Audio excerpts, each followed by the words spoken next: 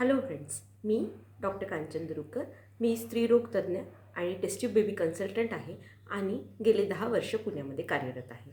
आज आपण प्रेग्नन्सीचे 9 महिने जे आहेत त्यातला पहिला महिना इथपासून समोर डिस्कस करणार आहे आणि आपण हे व्हिडिओज जे आहे समोर असेच डिस्कस करणार आहे. त्यामध्ये पहिला महिना, दुसरा महिना अशा प्रकारे काय काय काळजी जी आहे ती गर्भवती महिलेने घेतली पाहिजे, या सगळ्या गोष्टी आपण या व्हिडिओजमध्ये डिस्कस करणार. आता आपण प्रेग्नन्सीच्या पहिल्या महिन्याबद्दल बोलूया. प्रेग्नन्सीचा पहिला महिना, त्यातला पहिला आठवडा, दुसरा आठवडा, तिसरा आठवडा आणि चौथा आठवडा. आता यातले पहिले 2 आठवडे जे आहेत त्यामध्ये ॲक्च्युली आपण प्रेग्नंट नसतोच, तुम्ही प्रेग्नंट नाही आहे, पण तरी पण त्यावेळेस ज्या काळजी घ्यायची आहेत त्या या महिन्यात तुम्ही प्रेग्नंट जर होणार आहेत किंवा या महिन्यात जर तुम्हाला प्रेग्नन्सी राहिली तर काय काय काळजी घ्यायला पाहिजे हे पण आपण जाणून घेणार आहेत.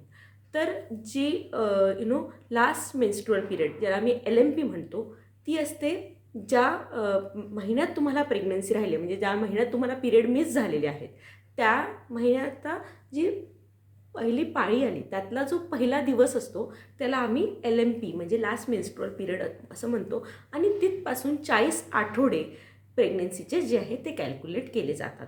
आता त्यातला हा जो पहिला महिना आहे त्यामध्ये जो पहिला आठवडा असतो त्यामध्ये पहिले 4 ते 5 दिवस जे आहे ती तुम्हाला मेन्स्ट्रुअल ब्लिडिंग होत असतं. तर त्यावेळेस तुमची बॉडी जी आहे ती तयार होत असते, स्त्रीबीज जे आहे ते सिलेक्ट होत असतं आणि ते स्त्रीबीज समोर जाऊन एक डॉमिनंट बीज बनून साधारण 14व्या दिवशी हे बीज जे आहे ते फुटत असतं. म्हणजे 2 आठवडे पूर्ण झाल्यावर हे स्त्रीबीज जे आहे ते फुटत असतं, त्याला आपण ओव्युलेशन असं म्हणतो. आता त्यावेळेला अंडाशयामध्ये म्हणजे ओव्हरीमध्ये पण बदल होत आहेत. हे जे बीज आहे ते वाढायला 14 दिवस लागत आहेत आणि त्यासोबत गर्भाशयसुद्धा तयार होत आहे. त्यावेळेस गर्भाशयाचं जे लायनिंग आहे ते तयार होत आहे आणि हे तयार होऊन 14व्या दिवशी हे जेव्हा ओव्युलेशन होणार त्यानंतर जेव्हा गर्भपिशवीमध्ये येणार त्यावेळेला ह्या गर्भाला स्वीकारण्यासाठी हे गर्भाशय तयार होत आहे. आता ह्या पहिल्या 2 आठवड्यामध्ये काय होणार तर बीज बनणार. बीज जे आहे ते 14व्या दिवशी ओव्युलेशन होणार. आता हे ओव्युलेशन आपण सहसा किंवा ओव्युलेशन ट्रॅकिंग आपण करू शकतो. बीज वाढतं आहे की नाही, बीज मोठं होऊन ते रप्चर होत आहे की नाही हे सोनोग्राफीच्या साहाय्याने आपण माहिती करून घेऊ शकतो आणि ओव्युलेशन 14व्या दिवशी होत आहे की नाही हे पण आपण माहिती करून घेऊ शकतो सोनोग्राफीच्या साहाय्याने.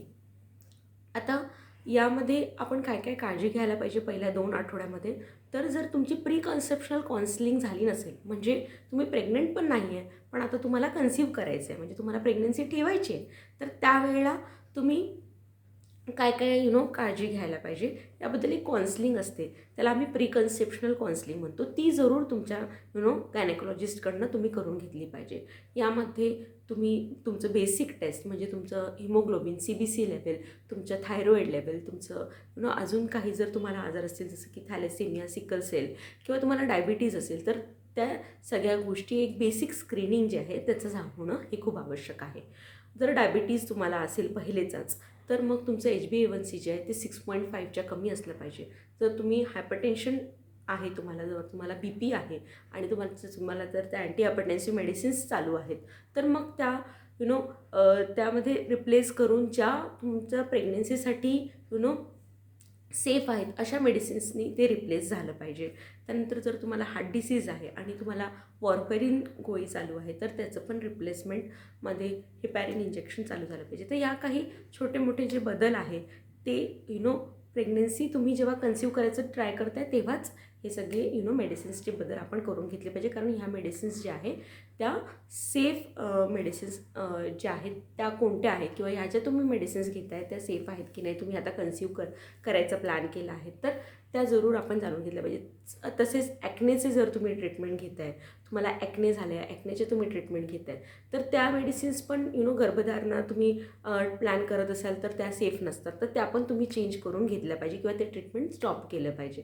तर हे सगळे बदल तुम्ही करून केले पाहिजे. त्या व्यतिरिक्त फॉलिक ॲसिडचं सप्लिमेंटेशन जरूर चालू केलं पाहिजे.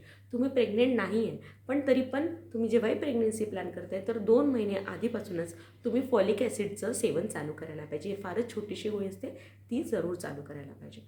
आता हे झालं पहिल्या 2 आठवड्यांमध्ये जे बदल होतात त्याबद्दल. त्यानंतर ओव्ह्युलेशन झालेलं आहे, म्हणजे बीज जे आहे ते रप्चर होऊन आता गर्भनलिकेमध्ये आलेलं आहे. त्यानंतर जर त्यावेळेस नॅचरल कॉन्टॅक्ट झाला तर शुक्राणू जे आहेत ते ट्रॅव्हल करतात. ते वजायनामधून सर्व्हिक्समध्ये येतात, त्यानंतर गर्भाशयामध्ये येतात, गर्भाशयामधून ते गर्भनलिकेमध्ये जातात आणि त्यानंतर फर्टिलायझेशन होतं. आता हे फर्टिलायझेशन म्हणजे जे स्त्रीबीज आहे किंवा त्याला आम्ही ओसाईट असं म्हणतो, त्यामध्ये स्पर्म एंटर करतं, एक सिंगल स्पर्म एंटर करतं आणि त्यानंतर झायगोट बनतो आणि हा झायगोट जे आहे तो फर्दर डिवाईड होतो, म्हणजे त्याचे सेल डिव्हिजन होतो आणि सेल डिव्हिजन होऊन मग हा दुसऱ्या दिवसाचा, तिसऱ्या दिवसाचा असे गर्भ बनतो आणि हा जो गर्भ आहे तो साधारण 5व्या दिवशी गर्भाशयामध्ये येतो आणि गर्भाशयामध्ये आल्यावर हा गर्भ जो आहे तो रुजतो. हा गर्भ जो आहे जो 5व्या दिवसाचा गर्भ आहे त्याला आपण ब्लास्टोसिस्ट असं सुद्धा म्हणतो. आता हा जो 5व्या दिवसाचा गर्भ आहे तो 5व्या किंवा 6व्या दिवशी रुजायला चालू होतं. तर साधारण 3ऱ्या आठवड्यामध्ये काय आहे की प्रेग्नन्सी राहिलेली, ऑलरेडी तुम्हाला इम्प्लांटेशन झालेलं आहे, पण कोणत्या पण ब्लड टेस्टच्या साहाय्याने किंवा सोनोग्राफीच्या साहाय्याने आपण समजू शकत नाही आहे की की प्रेग्नन्सी राहिलेली आहे, पण इम्प्लांटेशन आतमध्ये झालेलं आहे. यावेळेस साधारण काही सिम्पटम्स पण आपल्याला नसतात. मग यावेळेला आपण सोनोग्राफीने पण समजू शकत नाही, पण आतमध्ये बॉडीमध्ये सगळे चेंजेस जे आहेत ते होतात आहे आणि इम्प्लांटेशन जे आहे त्याला आपण म्हणतो की गर्भाशयाची जी एंडोमेट्रियल लायनिंग आहे त्यामध्ये हा जो गर्भ आहे हा रुजलेला आहे. मग यावेळेस काय प्रिकॉशन्स घ्यायला पाहिजे? अगेन फॉलिक ॲसिड सप्लिमेंटेशन तुम्ही चालू राहू द्यायला पाहिजे.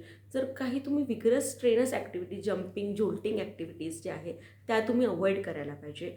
अगेन म्हणजे मेडिसिन्स आहे त्या तुम्ही ज्या पण सेफ मेडिसिन्स आहेत त्या घ्यायला पाहिजे.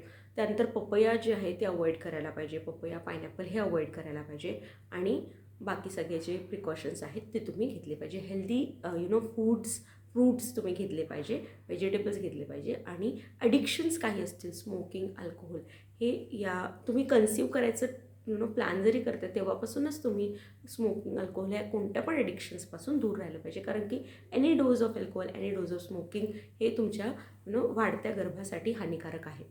आता हे झालं थर्ड वीकबद्दल. आता 4th वीकबद्दल म्हणजे 4थ्या आठवड्याबद्दल आपण बोलूया. यावेळेला 4था आठवडा जेव्हा पूर्ण झालेला आहे म्हणजे तुमचे पिरियड मिस झालेले आहे, आता यावेळेस तुम्ही प्रेग्नन्सी टेस्ट करून बघू शकता. युरिन प्रेग्नन्सी टेस्टमध्ये तर तुम्हाला 2 लाईन दिसतात आहे, म्हणजे तुम्हाला प्रेग्नन्सी कन्फर्म झालेली आहे. त्यानंतर तुम्ही बीटा एस सी जी टेस्ट, जर याच्यामध्ये काही डाऊट्स आहेत तर तुम्ही बीटा एस सी जी टेस्ट करून बघू शकता. त्यामध्ये आपल्याला कळतं की प्रेग्नन्सी राहिली आहे की नाही. त्यामध्ये 100पेक्षा वर व्हॅल्यू जर आहे बीटा एस सी जीमध्ये तर आपल्याला ते कन्फर्म होतं की प्रेग्नन्सी आहे की नाही.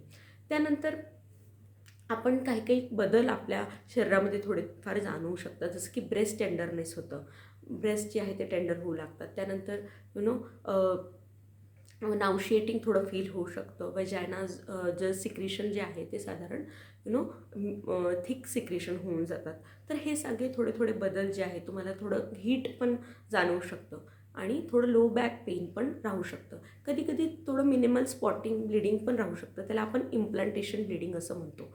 सोनोग्राफीमध्ये फारच छोटंसं एक सॅक जे आहे ते दिसू शकतो, पण साधारण 4था आठवडा पूर्ण झाल्या सोनोग्राफी आपण करत नाही, पण जर झालेली सोनोग्राफी तर ते फारच छोटं एक 1 to 2 mm आपल्याला एक सॅक जे आहे ते 4था आठवडा पूर्ण झाल्या दिसू शकतं.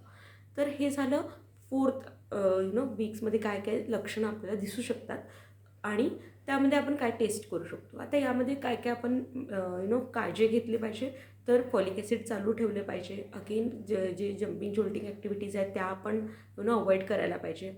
प्रॉपर मेडिसिन्स ज्या तुमच्या आहेत त्या सेफ आहेत आणि त्या कंटिन्यू करण्यासारख्या आहेत की नाही हे बघितलं पाहिजे.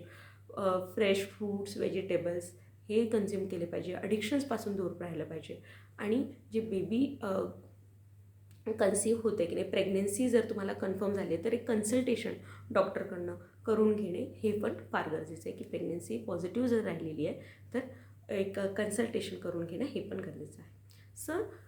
तर हे आपण ह्या पहिल्या महिन्याबद्दल जाणून घेतलं. यामध्ये आपण जाणून घेतलं की ओव्ह्युलेशन कोणत्या दिवशी होतं, LMP म्हणजे लास्ट मेन्स्ट्रुअल पिरियड आपण कधीपासून प्रेग्नन्सीचे दिवस आपण कॅल्क्युलेट करतो, पहिला आठवडा कसा कॅल्क्युलेट करतो, पहिल्या 4 आठवड्यामध्ये काय काय बदल होतात आपल्या शरीरामध्ये आणि कसं आपण प्रेग्नन्सीचे जे 4 आठवडे आहेत त्याची जर्नी कशी असते हे आपण यामध्ये जाणून घेतलं.